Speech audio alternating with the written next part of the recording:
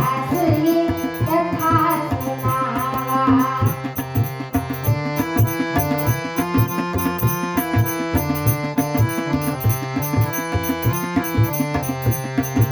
जस मानस जेहि विधि भयउ जग प्रचार जेहि हेतु।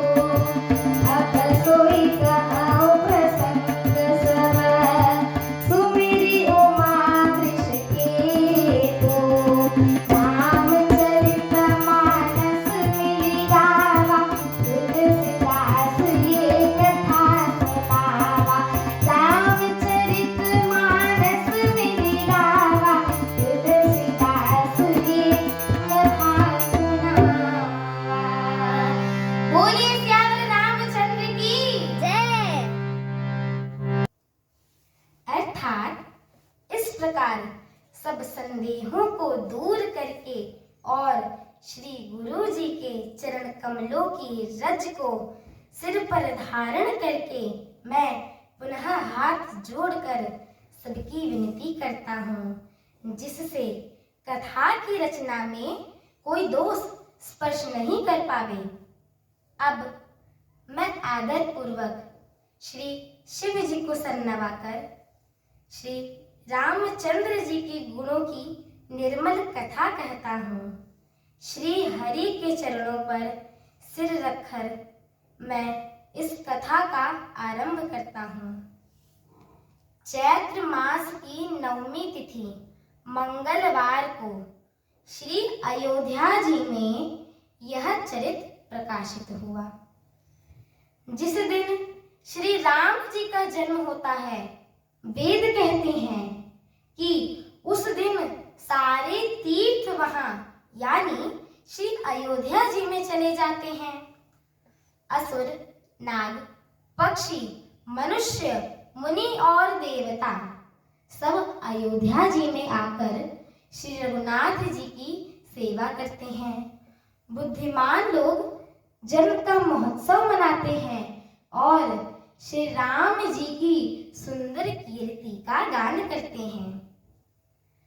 सज्जनों के बहुत से समूह उस दिन श्री सरयू जी के पवित्र जल में स्नान करते हैं और हृदय में सुंदर श्याम शरीर वाले कृपालु श्री रघुनाथ जी का ध्यान करके उनके नाम का जप करते हैं। वेद एवं पुराण कहते हैं कि श्री सरयू जी का दर्शन, स्पर्श, स्नान और जलपान पापों को हरता है। यह नदी बड़ी ही पवित्र है। इसकी महिमा अनंत है, अपार है, जिसे विमल बुद्धि वाली सरस्वती जी ने भी नहीं जान सकती हैं। यह शोभायमान अयोध्यापुरी श्री रामचंद्र जी के परम धाम को देने वाली है। सब लोकों में प्रसिद्ध है एवं ये अत्यंत ही पवित्र है।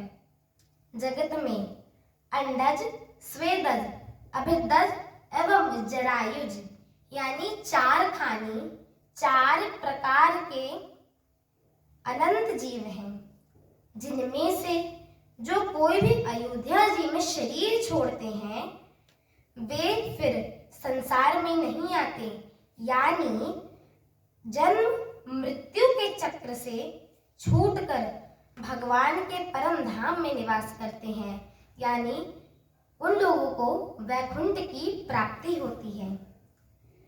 इस अयोध्यापुरी को सब प्रकार से मनोहर, सब सिद्धियों की देने वाली एवं कल्याण की खान समझकर मैं इस निर्मल कथा को आरंभ किया, जिसके सुनने से काम, मद और दंभ नष्ट हो जाते हैं।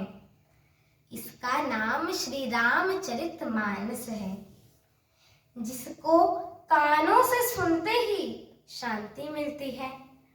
मन रूपी हाथी विषय रूपी दावन में जल रहा है, वह यदि इस श्री रामचरित मानस रूपी सरोवर में आ पड़े तो सुखी हो जाए।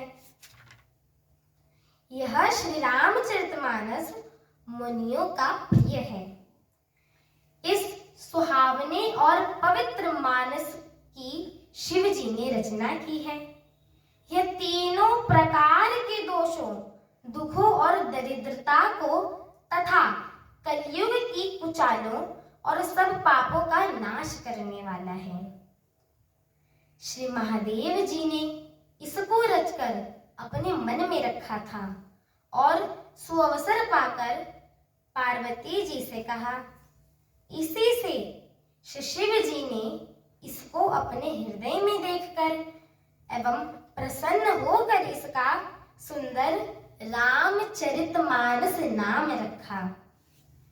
मैं उसी सुख देने वाली सुहावनी राम कथा को कहता हूँ। हे सज्जनों, आदर पूर्वक मन लगाकर इस श्री रामचरितमानस को सुनिएगा।